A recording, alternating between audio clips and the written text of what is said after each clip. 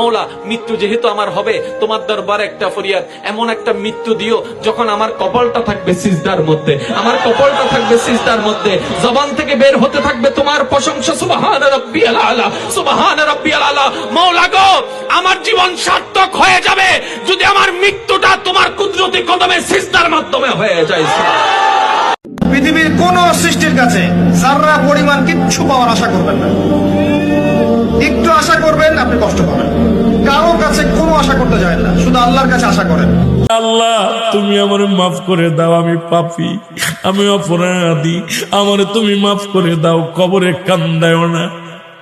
আল্লাহ, মানুষের প্রথম বিপদ হলো মরণ, দ্বিতীয় বিপদ হলো কবর, তৃতীয় বিপদ হলো কিয়ামতের ময়দান। আল্লাহ, একটার চাইতে একটা বড় বিপদ, তুমি আমারে মাফ করে দাও, আমারে তুমি ক্ষমা করে দাও আল্লাহ।